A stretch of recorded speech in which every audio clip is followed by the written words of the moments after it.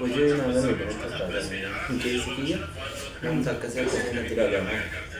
Amma mataa kana gisee laalan yuutuubii irratti fi iddoo kana GPS gadiin dhiisa namni dhufee sitti ol duutu. Kan nama kuma 15 qaba bara. Maal? Following. TikTok. Namni na laalu garuu kuma 300 fa'a kuma 400 fa'a. Baay'ee na laala.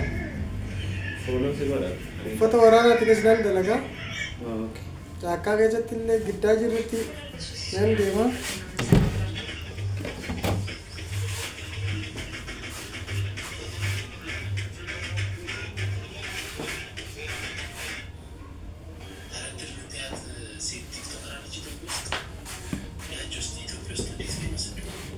Kabajamtoota dhaggeeffattootaa fi daawwattoota keenya manni rifeensaa kuni mana rifeensa new style zamanaayidha. Innan xumuradhe boodaan hin daawwattanii ni ilaaltanii.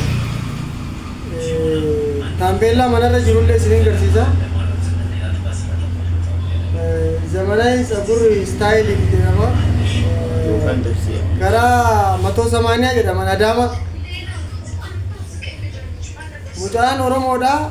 Rifeensa gosa akka ati jaalattu sirraa jira. Akka ati jaalattutti hanga ati jaalattu olitti si miidhagsa si bareecha.